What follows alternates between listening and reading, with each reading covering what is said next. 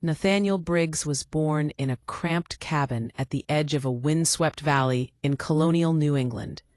His father, a simple carpenter, barely earned enough to keep bread on the table, and his mother, sickly and frail, stitched worn clothing for neighbors to earn pennies. From the moment Nathaniel could walk, he learned that life was neither fair nor forgiving. Winter storms swept through the valley with icy teeth, crops failed without warning, and hunger was a constant companion. When Nathaniel was 10, his father fell from a scaffolding while building a neighbor's barn. He survived, but he could no longer work. The burden of survival fell on Nathaniel's young shoulders. He chopped firewood, fetched water from the frozen river, and ran errands for traders. At night, exhausted and shivering, he would stare at the distant town lights and whisper to himself, "One day, I will change this life." By 12, Nathaniel had learned the rhythm of work better than most men. He observed merchants in town, noticing which goods sold quickly and which lingered on shelves. He memorized prices, calculated profit margins in his head, and realized that wealth was not about strength. It was about understanding opportunity. One day, a traveling merchant named Tobias Reed arrived, selling spices, fabrics, and imported tools. Nathaniel watched him carefully. Tobias noticed the boy's keen eyes and sharp mind. "Do you understand what you are watching, boy?" he asked. Nathaniel shook his head. "I'm learning," he replied. Tobias smiled faintly. "Good. Most people just take. Few observe. You could go far if you keep paying attention." From that moment, Nathaniel studied Tobias whenever he could. He learned about supply and demand, barter, negotiation, and trust. But observation alone did not feed the family. Nathaniel began collecting scrap wood, repairing old tools, and selling them in the market. The work was grueling. His hands blistered and the money paltry, yet every coin was a step toward a vision he could barely articulate. By 16, Nathaniel had saved enough to buy a small handcart. With the cart, he began transporting goods between neighboring villages: barrels of salted fish, sacks of grain, bolts of fabric, and occasionally medicinal herbs. The roads were rough and dangerous. Wolves lurked in the woods.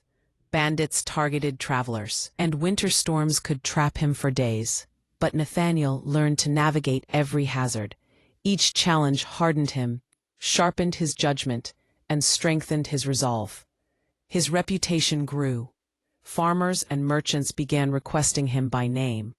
"Send Briggs," they said. "He won't fail." But success was never linear. One spring, his cart broke during a river crossing, and the river swept most of his cargo away. Nathaniel sat by the riverbank, soaked, exhausted, and humiliated. It would have been easy to give up, to return to menial labor. But he remembered the words his father had once whispered: "Strength is not built in comfort. It is forged in fire." He rebuilt the cart himself, salvaged what he could, and pressed on. By 20, Nathaniel had expanded to 3 carts and 5 hired helpers. He was no longer the boy begging for coins or delivering scraps. He controlled routes connecting multiple settlements, transporting goods that no one else could. He studied his competitors, learned their weaknesses, and found gaps in the trade network. He started importing unique items: spices, tools, fabrics that were rare in the colonies. The small profits compounded, and Nathaniel reinvested relentlessly. Yet the road to success was never without enemies. Established merchants, jealous of his growing influence, tried to sabotage him. They spread false rumors, undercut his prices, and once even hired men to block his wagons on the mountain passes. Nathaniel faced betrayal, theft, and threats, yet he never faltered. Each setback became a lesson. Diversify, prepare, anticipate. His discipline and careful planning turned each attack into an opportunity to grow stronger. By 25, Nathaniel had opened a small warehouse in the largest town nearby, where he stored goods and organized shipments. His business became the lifeline for settlers who trusted him more than anyone else. He trained his helpers meticulously, instilling in them the same principles that had saved him: vigilance, discipline, honesty, and relentless work ethic. But Nathaniel did not lose his heart. He remembered the winters when hunger gnawed at his family. He donated to struggling households, offered free transportation for farmers in need, and rebuilt the local school that had fallen into disrepair. People began calling him the man who carries hope with his wagons, not just goods. The turning point in his fortune came when a wealthy English merchant visited the town, seeking someone capable of transporting delicate cargo over the treacherous mountain passes.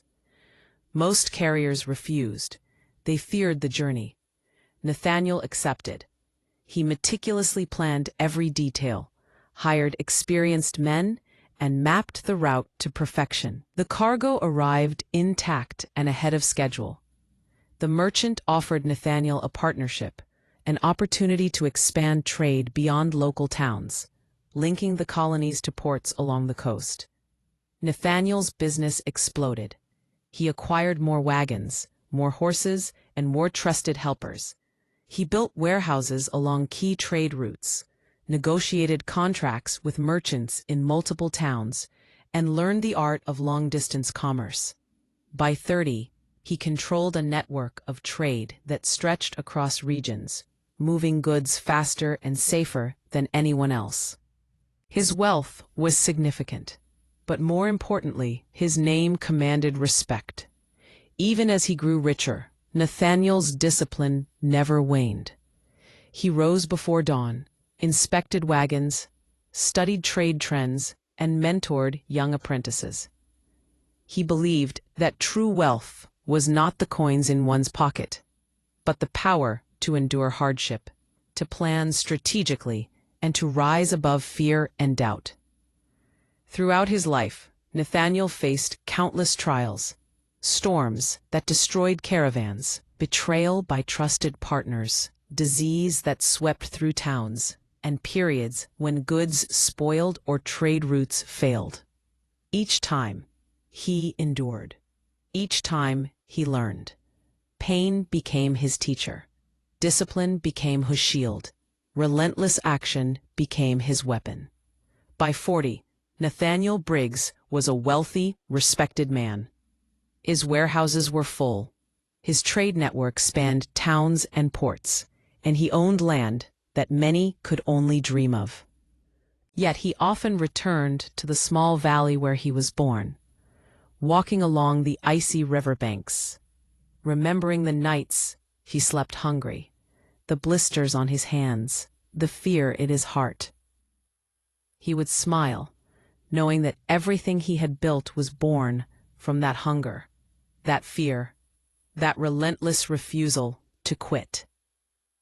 He often told young apprentices, "Strength is not in avoiding hardship. Strength is in standing when the world wants you down. Courage is not a flame. It is a muscle. You grow it by pushing through what you believe you cannot endure. Success is forged in the dark hours, in the struggle, in the refusal to surrender." Nathaniel's life became a legend, passed down through generations. Merchants told the story of the boy who carried nothing but hope and hard work and became the master of trade across the colonies.